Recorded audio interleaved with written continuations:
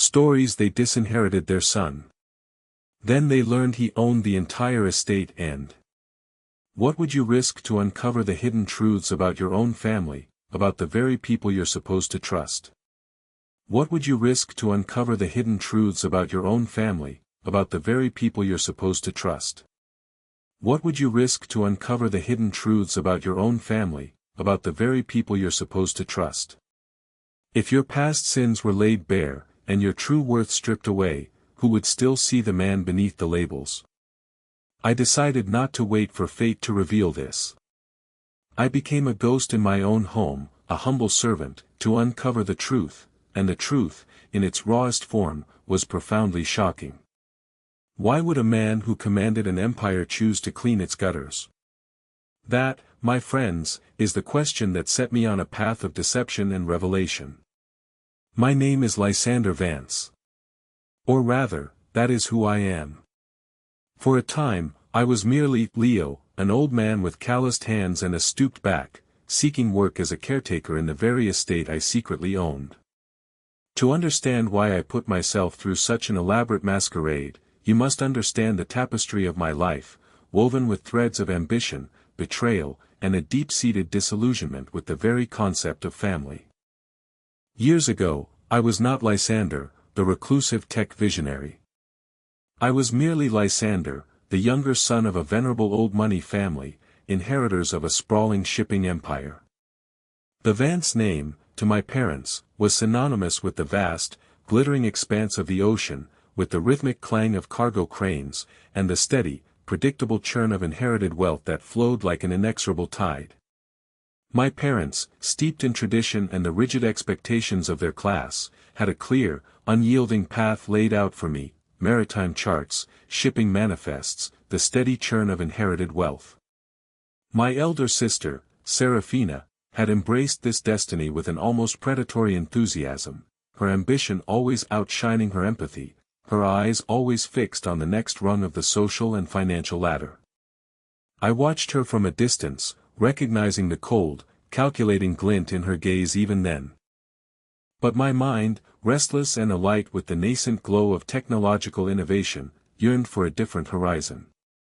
I saw the future not in the salt-licked decks of cargo ships, but in the shimmering, intricate dance of algorithms and networks, in the boundless potential of the digital frontier. I spent countless hours in my room, not with dusty ledgers, but with circuit boards and early programming languages, finding a thrill in creation that the shipping empire could never offer. My choice, unconventional and defiantly individualistic, was met not with understanding, but with swift, brutal condemnation. My father, a man whose word was law within the confines of our ancestral home, declared my pursuit of computer toys a frivolous distraction, an insult to generations of Vance maritime tradition. My mother, ever the traditionalist, saw it as a willful rejection of our heritage, a betrayal of the family name.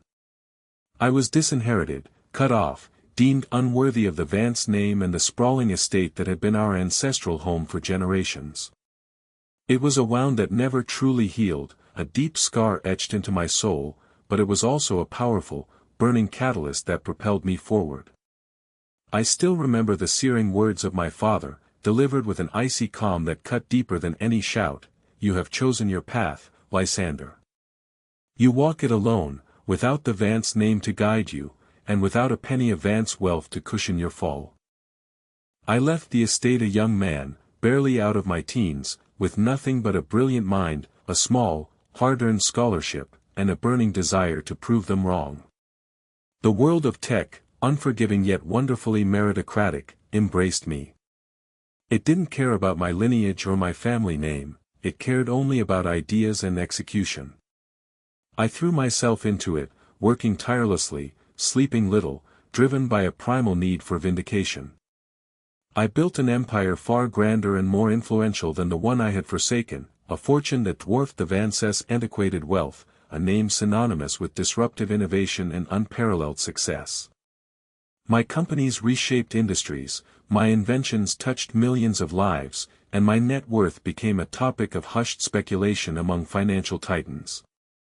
Yet, even as my name became synonymous with innovation and success, a part of me remained tethered to the past, to the ancestral halls where I had grown up, to the memory of a family that had cast me out.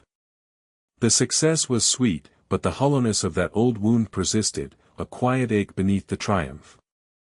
Then, years later, the news reached me: my parents had passed away within months of each other, their once robust health succumbing to the inexorable march of time.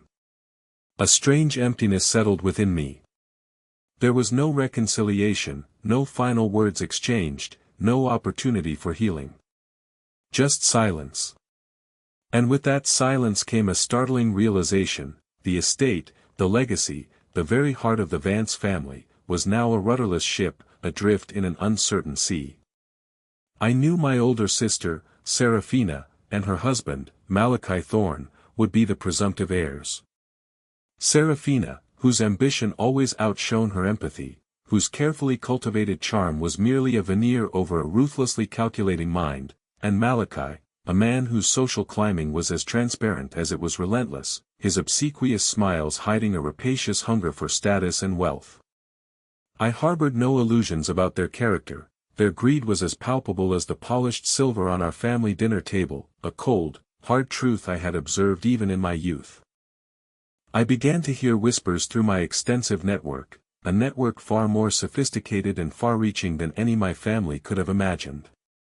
Whispers of financial instability, of the estate's gradual decline, of Seraphina and Malachi's increasingly lavish lifestyle straining its already dwindling resources. They were hosting extravagant parties, purchasing designer clothes, taking frequent, costly international trips, all while the manor itself showed signs of neglect. A leaky roof here, a peeling paint job there, a garden slowly succumbing to weeds. It confirmed my fears. They didn't see the estate as a living entity, a repository of history and memory, a testament to generations of stewardship. They saw it as a bank account, an asset to be liquidated for their own immediate gratification. And the loyal staff, many of whom had served our family for decades, their lives intertwined with the rhythm of the estate, would undoubtedly be the first casualties. I felt a growing sense of responsibility, a paternalistic urge to protect what remained. A plan, audacious and perhaps a little mad, began to form in my mind. I had the means, the influence, and the anonymity that only immense wealth can buy. Through a labyrinthine network of shell companies and trusts, meticulously constructed to be untraceable, I quietly, painstakingly, acquired the entire Vance estate. Every brick, every acre of land, every dusty old painting, every ancient volume in the library, it all belonged to me, legally and undeniably. The process took over a year, a masterful exercise in corporate subterfuge, my lawyers working round the clock to ensure every detail was watertight. But merely owning it wasn't enough. I needed to see. I needed to understand what had truly become of my family, of the home I loved, and of the people who had dedicated their lives to it. I needed to witness, firsthand, their true colors, stripped bare of the pretense that wealth and status often afford. I needed to know if the soul of Vance Manor, the values I had always believed were inherent to its very fabric, stewardship, loyalty, compassion, had utterly withered and died under their tenure. So, I devised the ultimate test. I shed my identity as Lysander Vance, the titan of industry. I became Leo. The transformation was meticulous, involving not just a change of clothes but a complete reimagining of my physical presence. I let my silver-streaked hair grow long and unkempt, cultivated a slight tremor in my hands through careful practice, and developed a convincing stoop in my back by subtly altering my gait. My wardrobe was replaced with worn, faded clothes, smelling faintly of damp earth and forgotten closets. I spent weeks studying the mannerisms of elderly groundskeepers, observing their quiet dignity, their deliberate movements. My backstory was carefully fashioned, a humble former groundskeeper, returning to the estate in my twilight years, seeking a simple caretaker position, a ghost from the past hoping for a quiet place to live out his days. It was designed to render me invisible, to make me someone easily dismissed, a perfect vessel for observation. I wanted to see how they would treat a man who could offer them nothing, a man who, in their eyes, was utterly expendable. So, how did my new family treat the old groundskeeper? From the moment I stepped onto the gravel driveway of Vance Manor, the stately home of my ancestors, the answer began to crystallize with alarming clarity. It was a chilly autumn morning when I arrived, presenting myself at the staff entrance. The biting wind carried the scent of fallen leaves and damp earth, a familiar aroma from my childhood, now tinged with an unfamiliar melancholy. My disguise was impeccable, even I felt a twinge of unfamiliarity looking in the cracked, grimy mirror of my temporary lodging, a small, neglected cottage on the far edge of the estate, designated for new, low-level staff. The woman who greeted me, Mrs. Gable, a stern-faced housekeeper I vaguely remembered from my youth, her hair now entirely white and her face a roadmap of wrinkles, barely glanced at my weathered face before pointing me towards Serafina and Malachi's office, as if I were a particularly uninteresting delivery, a package to be dealt with. There was no warmth, no recognition, just a brusque efficiency that spoke volumes about the new regime. Serafina, my older sister, now in her late 50s, greeted me with a look of barely concealed disdain. Her eyes, once sparkling with a youthful vivacity, now seemed perpetually narrowed, calculating, glinting with a cold assessment of my perceived utility. She sat imperiously behind the grand mahogany desk that had once belonged to our grandfather, its surface still bearing the faint scent of pipe tobacco and old leather, her long, manicured fingers drumming impatiently on its polished surface. Malachi, her husband, a man whose smile always felt like a prelude to a transaction, a carefully constructed facade for his true intentions, leaned back in a plush leather armchair, a smug, self-satisfied air about him, a glass of amber liquid swirling idly in his hand. They barely looked up from their documents as I introduced myself as Leo, a former groundskeeper hoping to offer his services in his old age, my voice intentionally raspy and hesitant. "Leo, is it?" Serafina said, her tone as brittle as frozen leaves crunching underfoot. Her gaze flickered over my worn attire, lingering on my calloused hands with a subtle wrinkle of her nose. "Well, we don't usually hire seniors for such demanding roles. The estate requires vigor, not sentimentality." She waved a dismissive hand, her diamond-encrusted rings flashing in the morning light. "Still, I suppose we could use an extra pair of hands for the more menial tasks. Firewood, tidying the outbuildings, the gardens are a disgrace, certainly not your old work, I imagine. Minimum wage, of course. No benefits. Take it or leave it." Her words were a stinging rebuke, not just to me, but to the very idea of loyalty and respect for age. Malachi simply grunted, his gaze fixed on a financial report, not even bothering to make eye contact.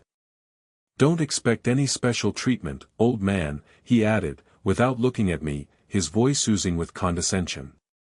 "You're lucky to even be considered. This isn't a charity." He took a slow sip of his drink, his indifference a deliberate act of power. I simply nodded, my heart sinking with a familiar ache, an echo of the pain of my disinheritance, yet also hardening with a fierce resolve. The initial interaction confirmed everything I had suspected. There was no recognition of the Vance legacy in their eyes, no respect for the dedication of long-serving staff, only a cold, transactional assessment of my perceived value. I was an expendable resource, a cheap solution to a minor problem, utterly beneath their notice. The bitter irony of the situation was almost suffocating.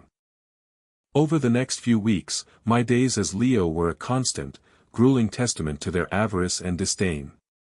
They delighted in giving me the most arduous and demeaning tasks, scrubbing thick moss from ancient stone pathways until my fingers ached and bled, clearing choked drains overflowing with years of debris, hauling heavy bags of refuse across the sprawling grounds. All the while, Serafina would sweep past in her rustling designer clothes, her perfume a stark contrast to the grime I accumulated, occasionally barking an order or a complaint about my slowness, never a word of encouragement. "Leo, are you deaf? I said that hedge needs to be perfectly straight, not this crooked mess." Malachi would often inspect my work, always finding fault, always reminding me of my perceived incompetence. Is that the best you can do, old-timer? This estate needs a proper hand, not someone who looks ready for the grave. He often made these remarks within earshot of other staff, clearly aiming to undermine me and showcase his own authority, a petty tyrant in his crumbling kingdom. The physical toll was immense, but the psychological burden of their contempt was far heavier. I overheard their conversations, their voices carrying easily through the thin walls of my tiny, unheated staff cottage. The chill in the air of my small room often felt less severe than the coldness of their words. Their discussions were always, relentlessly, about money and personal gratification. We simply must sell off grandfather's antique map collection, Malachi. It's collecting dust, and we need to fund the Marbella trip. The yacht charter alone is a fortune. Or, that West Wing is entirely underutilized. We could convert it into luxury Airbnb rentals. Who cares if it means tearing out some of those ghastly old tapestries? No one visits those rooms anyway, and the upkeep is a nightmare.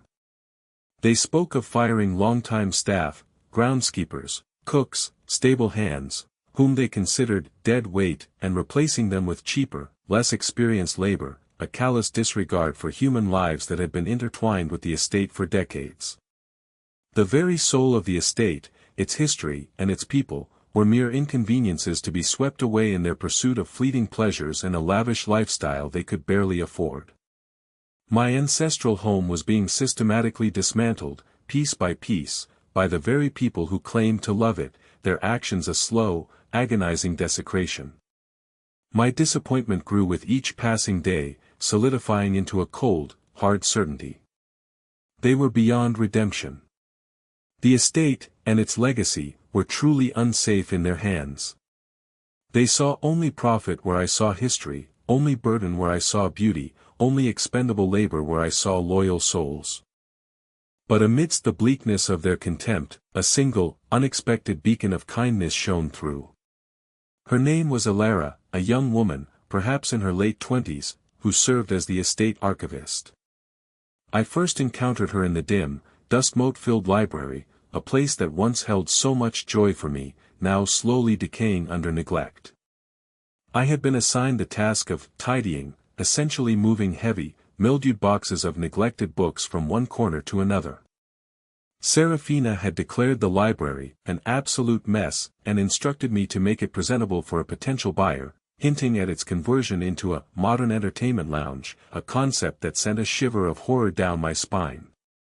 Elara was different. She had a quiet intensity about her, her brow often furrowed in concentration as she meticulously catalogued ancient manuscripts and letters, her delicate fingers turning pages with a reverence I hadn't seen in years. When I lumbered in with my first box, grunting with the effort, the old wooden floorboards groaning under the weight, she looked up, not with annoyance, but with genuine concern in her clear, intelligent eyes. "Oh, Leo. Please, let me help you with that. Those boxes are incredibly heavy. You shouldn't be lifting them alone." I was taken aback. No one had offered me help, let alone genuine concern, in years. "Nonsense, miss," I rasped, trying to maintain my gruff old man persona, my voice still catching in my throat. "It's my job." She ignored me, gently taking one end of the box, her slight frame surprising me with its quiet strength. "It's everyone's job to look out for each other," she said, her voice soft but firm, a quiet conviction in her tone. "Besides, these are fragile. We wouldn't want to damage any of the Vance family's historical records, would we?" Her eyes held a sparkle of genuine reverence as she spoke of the estate's history, a deep respect for the past that was utterly absent in my sister and brother-in-law. It was a stark contrast to Serafina and Malachi, who often referred to the archives as junk or dusty old relics taking up valuable space that could be sold for quick cash. From that day on, Elara became my quiet solace. She would often seek me out, her presence a gentle balm against the constant chill of their contempt. She'd bring me a warm cup of herbal tea on a cold morning, carefully wrapped in a napkin, or share her lunch, a simple sandwich or a piece of fruit. When she noticed I hadn't taken a break, her thoughtfulness a stark contrast to the general indifference. She never spoke down to me, never treated me as a burden or an inferior. Instead, she treated me with the same respect she offered to the ancient texts she so carefully preserved, seeing beyond my worn clothes and stooped posture. She would talk to me about the estate's history, about the fascinating stories she uncovered in the archives, tales of my own ancestors, of which she spoke with a passion that both surprised and deeply moved me. She saw the estate not as mere property, but as a living narrative, a legacy to be cherished, a place where generations had lived and loved and built. It was a vision I hadn't realized I desperately missed.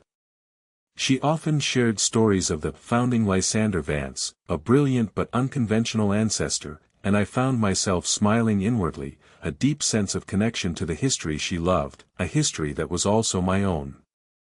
One afternoon, I was struggling with a particularly stubborn patch of thorny weeds in the overgrown rose garden, my back aching with a dull, persistent throb, my hands raw. The thorns seemed to mirror the prickliness of my current existence. Malachi stormed out of the house, his face already red with irritation, probably from another financial report that didn't meet his expectations. "Leo! What is this mess? I told you to have this garden pristine by lunchtime. You're useless, absolutely useless. I'll have Serafina deduct this from your paltry wages." He stood over me, his tailored suit a stark contrast to my dirt-stained clothes, his shadow falling across my hunched form, his face contorted in a sneer, a triumphant display of his power over the old man. Before I could respond, a quiet but firm voice cut through the air. Elara, who had been passing by on her way to the library, a stack of old ledgers clutched to her chest, stepped forward. "Mr. Thorne, please. Leo has been working tirelessly all morning. The soil here is particularly stubborn, and these weeds are deeply rooted. He's doing his best." Her voice was soft, but there was an unmistakable steel beneath it. Malachi scoffed, a sneering sound of dismissive contempt. "And who are you, Miss Archivist, to tell me about groundskeeping? Stick to your dusty books.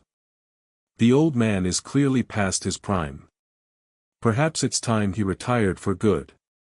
He glared at her, his authority challenged, his face darkening. Elara's jaw tightened, but her voice remained steady, a remarkable display of courage. "Perhaps, Mr. Thorne, it is time we recognize the value of dedication and hard work, regardless of age. Leo is a part of this estate, just as much as the history I preserve. He deserves respect." Her words were subtle, a quiet but potent defiance that resonated deeply within me. It was a small act, but to me, in my disguise, it was a monumental gesture of courage and kindness. She was willing to stand up for a seemingly inconsequential old man, knowing full well it could put her own precarious position at risk with Serafina and Malachi. I watched her, my heart swelling with a mix of relief and profound gratitude. My parents had disinherited me for choosing my own path, for valuing innovation over tradition. Serafina and Malachi were now desecrating that tradition, valuing only personal gain, stripping the estate of its very soul. But Elara embodied the true spirit of stewardship, the very essence of what the Vance estate was meant to represent, a guardian of its past and a beacon for its future. The decision, which had been slowly brewing within me, solidified into an unshakable resolve. The time for observation was over. The time for action had come. But every game has an end, right? The carefully constructed charade, the quiet observation from the shadows, was drawing to its inevitable, dramatic conclusion. The date for the official estate valuation and auction preview had been set. Serafina and Malachi, convinced they were the rightful and sole heirs, had decided to sell off the most valuable pieces of the Vance collection, ancient tapestries depicting maritime battles, rare illuminated manuscripts, priceless family heirlooms, and even a significant portion of the ancestral lands, all under the thinly veiled guise of modernizing and streamlining the estate. They were planning to host a lavish event, inviting prospective buyers and prominent social figures, a final grand spectacle before they cashed in on what they believed was their inheritance, a triumphant farewell to a legacy they never truly understood. I, as Leo, was tasked with polishing the very silver trays that would carry champagne flutes for the buyers of my family's heritage, a task I undertook with a bitter taste in my mouth, yet it also fueled my determination. This was their final act of desecration, and it would be the stage for my revelation. The weight of the silver in my hands felt heavy, not just with its material value, but with the burden of generations of Vance history, now to be auctioned off to the highest bidder. The day arrived, crisp and cold, a biting wind rustling the last stubborn leaves on the ancient oak trees. The manor buzzed with a frenetic, almost feverish energy, a cacophony of nervous staff, excited guests, and the clinking of glasses. Elegant cars snaked up the long, winding driveway, disgorging guests in their finest attire, furs, diamonds, tailored suits, all symbols of the very world Serafina and Malachi so desperately craved. Serafina, resplendent in a crimson silk gown that shimmered under the chandeliers, moved through the drawing room, a picture of haughty triumph, her laughter a little too loud, a little too forced. Malachi, smug and self-important, schmoozed with potential buyers, his arms sweeping expansively towards the very heirlooms he intended to auction off, his words dripping with false charm. I watched them from the periphery, my heart a complex mix of sorrow for what they had become, and grim satisfaction for what was about to unfold. I saw Elara, dressed in a simple, professional suit, looking utterly distraught. She was hovering near the library, a protective sentinel guarding the few archives she had managed to save from Serafina's purge, her face pale with worry. Her eyes met mine briefly across the crowded room, a silent plea for understanding, a shared sense of loss that transcended our perceived stations. She didn't know the truth, of course. She just saw an old man, powerless, witnessing the destruction of something he loved, a quiet despair in his eyes. The moment came. Malachi, having gathered everyone's attention with a dramatic clink of his champagne glass, began his speech, his voice booming with false conviviality. "Ladies and gentlemen," he boomed, "welcome to Vance Manor. Tonight, we open a new chapter in this esteemed family's history, shedding the old to embrace the new.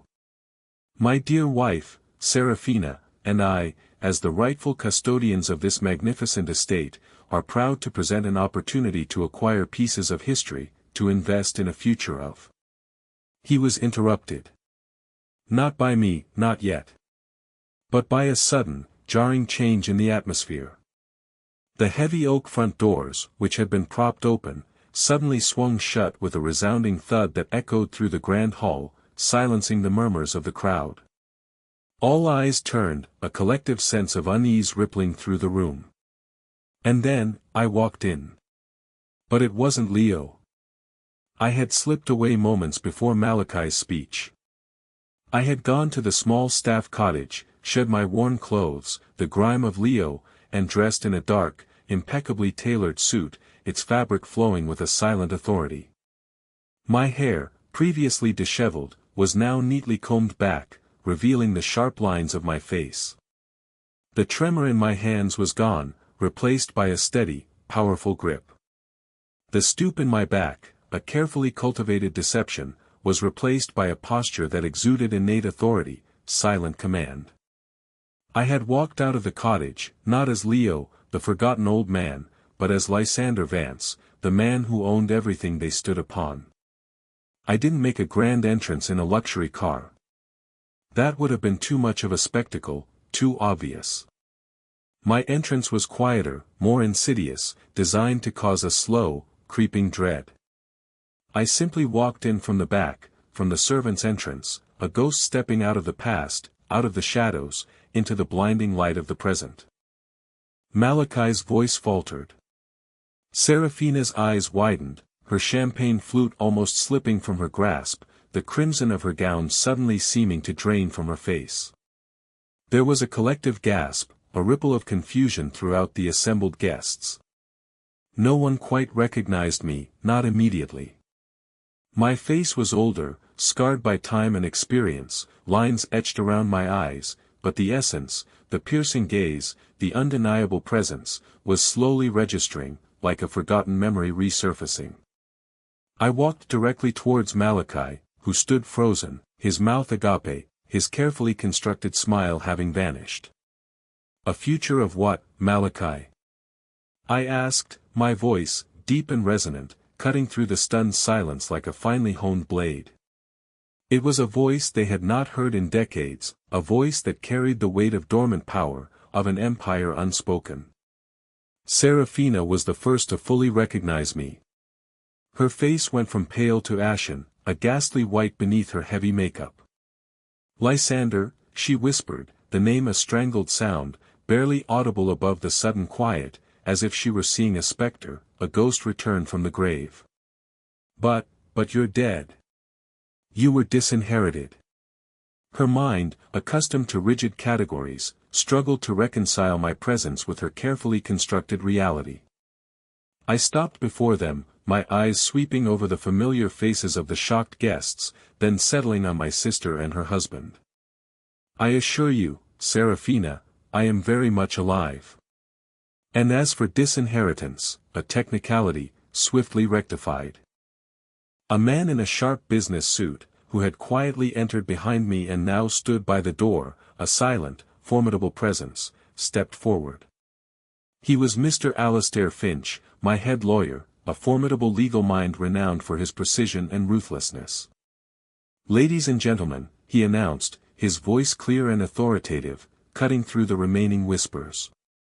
I am Mr. Alistair Finch. I am here to clarify the true ownership of Vance Manor and all its associated assets.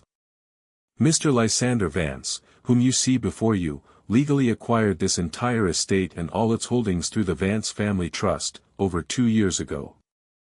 All transactions were meticulously handled and are fully compliant with the law.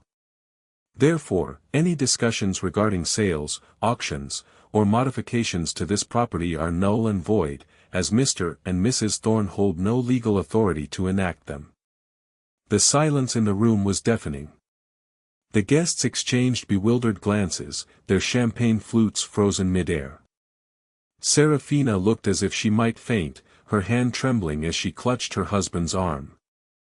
Malachi's face was a grotesque mask of disbelief and incandescent rage. His eyes, fixed on me, burned with a hatred so intense it almost made me flinch.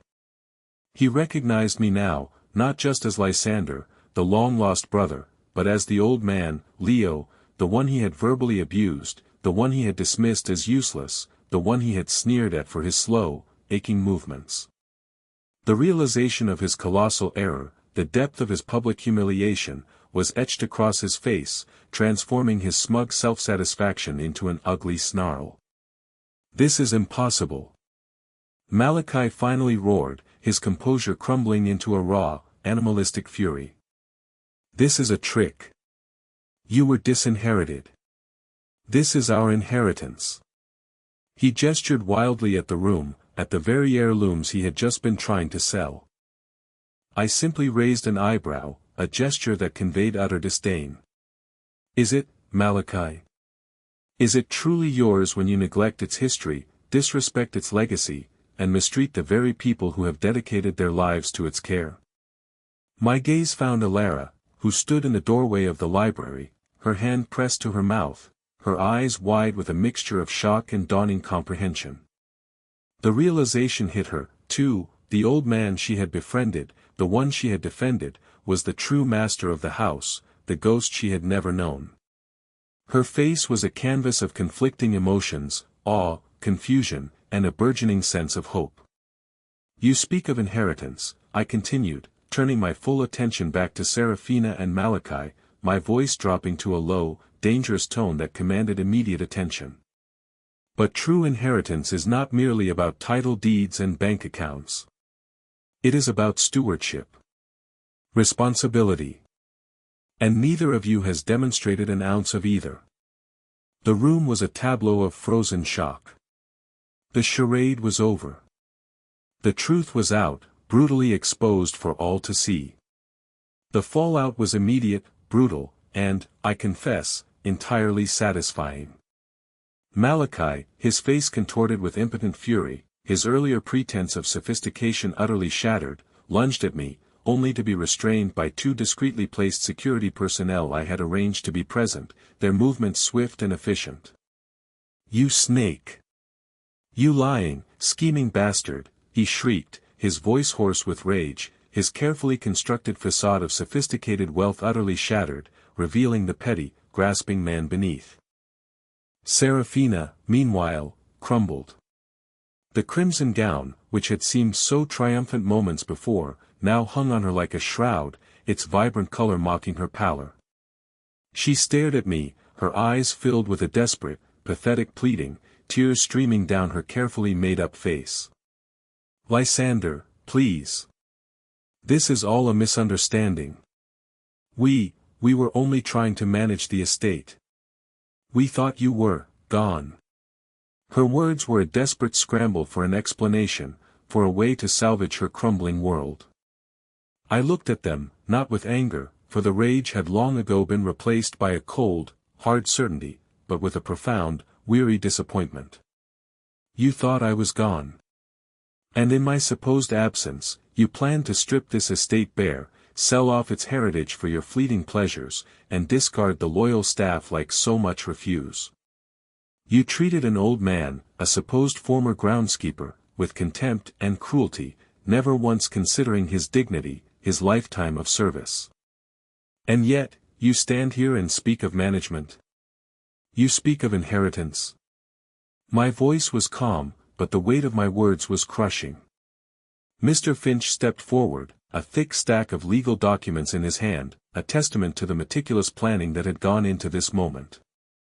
"Mr. Vance has instructed me to inform you both that your access to this property is immediately revoked. Furthermore, all accounts associated with the estate, currently under your management, have been frozen. An audit will commence first thing tomorrow morning, and I assure you, any misappropriation of funds will be pursued with the full extent of the law." The color drained from Serafina's face, leaving it a ghastly white. "Misappropriation? But we needed the funds. For the upkeep. And our lifestyle." The admission, so casually made, so utterly devoid of self-awareness, was a testament to her profound moral blindness. Their lifestyle was the only upkeep they seemed concerned with. "Your lifestyle," I countered, my voice laced with steel, "was funded by the slow bleed of this estate, not its proper stewardship. You are to vacate the premises within the hour. Everything you brought here that is not a personal possession from your previous residence will remain. The Vance name, the Vance legacy, it does not belong to those who would desecrate it for personal gain." My words were final, an irrevocable decree. Their downfall was swift and absolute. Within the hour, they were escorted from the manor, their faces blotchy with tears and rage, their grand plans for the evening, and indeed, their entire future, lying in ruins around them. The socialites who had gathered for the auction quickly dispersed, their whispers now laced with a mixture of shock and schadenfreude, their eyes averted from the disgraced pair. Serafina and Malachi, once pillars of their social circle, were now objects of pity and ridicule, their public humiliation complete. Their carefully cultivated image of wealth and influence shattered, they would struggle to regain any footing, their greed having led them to an ignominious end. Their names, once whispered with envy, would now be spoken with a sneer. Then, my gaze found Alara. She was still standing by the library entrance, looking utterly bewildered, her hands still pressed to her mouth, her eyes wide with a mixture of awe and confusion. I walked over to her, the silence in the room heavy with expectation, the remaining staff and a few curious guests watching our interaction.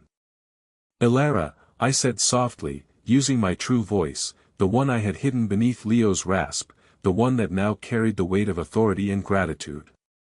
"Thank you." She looked up at me, her eyes wide, still processing the enormity of the revelation. Mr. Vance. I don't understand. Leo, how? Her voice trembled, a mixture of awe and disbelief, her mind trying to bridge the gap between the old groundskeeper and the powerful titan of industry. Leo was a disguise, I explained, a gentle smile touching my lips for the first time that day, a genuine warmth spreading through me. A necessary charade to understand the true state of affairs here. And what I observed, Elara, was both disheartening and, thanks to you, incredibly hopeful. I paused, letting the weight of my words settle, seeing the pieces slowly fall into place for her. You, Elara, are the embodiment of what this estate truly needs. Your dedication, your unwavering passion for its history, your meticulous care for its archives, and most importantly, your kindness to a perceived nobody, it speaks volumes. You saw the value in preservation, not liquidation. You saw the humanity in an old man, not just a servant, not just an expendable resource.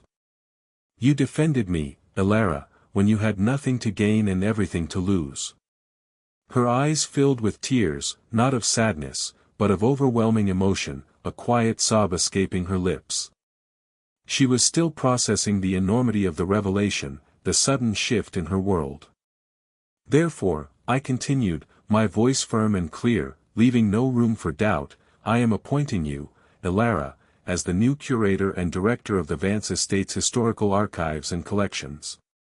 Your budget will be limitless, your authority absolute in matters of preservation and restoration.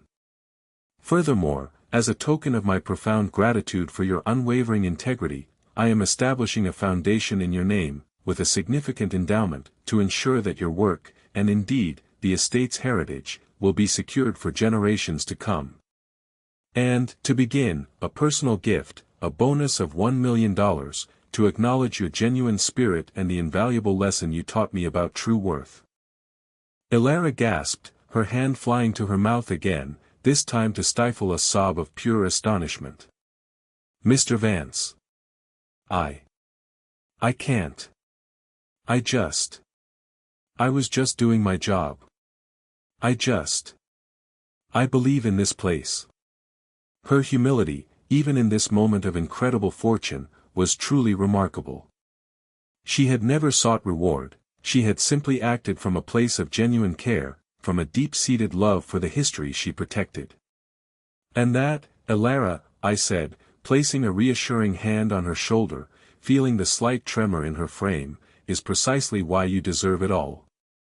The estate, under your dedicated care, will truly flourish. You have proven yourself to be a guardian, not a gatekeeper. Her shock and disbelief slowly gave way to a radiant, tearful smile, a testament to the power of pure, unadulterated kindness finally receiving its due. It was a moment of profound personal redemption, not just for the estate, but for me as well. So, where did the currents of consequence carry them all? Serafina and Malachi Vance Thorne, stripped of their perceived inheritance and their social standing, found themselves adrift in a world they had once so effortlessly commanded. The audit of the estate accounts, as Mr. Finch had promised, uncovered years of lavish spending and questionable financial maneuvers that bordered on embezzlement. They faced legal battles, not just from me, but from creditors whose bills they had conveniently ignored, their once impeccable credit ratings plummeting. Their grand Marbella trips, their designer clothes, their extravagant parties, all became distant, mocking memories. They were forced to sell off their remaining assets, their once envied suburban home, their luxury cars, to pay off debts and legal fees. Their social circle, once so eager to bask in their reflected glamour, quickly evaporated, leaving them isolated and disgraced. Their names became synonymous with greed and downfall, a cautionary tale whispered in hushed tones at the very gatherings they once dominated. I heard that Malachi eventually found work as a low-level accountant in a provincial town, his once pompous demeanor replaced by a perpetually defeated slouch, while Serafina became a recluse, haunted by the ghost of her lost grandeur, living in a small, rented apartment, a far cry from the opulent manor she once commanded. Their misery, I knew, was a direct result of their own choices, their own callous disregard for everything but themselves. Ilara, on the other hand, blossomed. With the new directorship and the substantial funding, the Vance estate's archives became a beacon of historical preservation, a living testament to the past. Her passion, now unburdened by financial constraints or the constant threat of liquidation, soared. She oversaw meticulous restoration projects, breathed new life into forgotten corners of the manor, opened parts of the estate to educational tours, and established a vibrant community outreach program, sharing the history she so cherished with a new generation. Her office, once a quiet, overlooked corner, became the vibrant heart of the estate, a place of learning and discovery. She hired new, dedicated staff, ensuring that the legacy of Vance Manor was not just preserved, but actively celebrated, its stories told and retold. She used her personal bonus to establish a scholarship fund for aspiring archivists and historians, perpetuating the very kindness and dedication she had shown to me, a quiet ripple of goodness spreading through the academic world. And me? Lysander Vance. I found a profound peace. The estate, my childhood home, was no longer a monument to past hurts or a symbol of my family's betrayal. It was a living, breathing entity, cared for by someone who truly understood its worth, someone whose heart was as pure as the history she protected. I remained largely out of the public eye, returning to my world of innovation, but I visited the estate often, sometimes still in a subtle disguise, observing Ilara's work with quiet pride, a silent guardian in the background. The old staff members, many of whom Serafina and Malachi had planned to dismiss, were now secure in their jobs, treated with respect and dignity, their loyalty finally rewarded. I had not just reclaimed my property, I had redeemed its soul, ensuring its future was built on empathy, not avarice. I learned my lesson about human nature. It is not in the grand gestures or the inherited titles that true character is revealed, but in the quiet moments, in the way we treat those who can do nothing for us. Wealth can be lost and gained, but integrity, once squandered, is a far more difficult treasure to reclaim. The true value of any inheritance lies not in its material worth, but in the hands of those who are entrusted to care for it, to nourish it, and to protect its spirit. Our channel is full of stories like this, tales of deception and revelation, of hidden truths and unexpected kindness. I invite you to subscribe and turn on notifications, so you don't miss another journey into the depths of human nature. Have you ever been surprised by someone's true colors? Tell me your story in the comments below.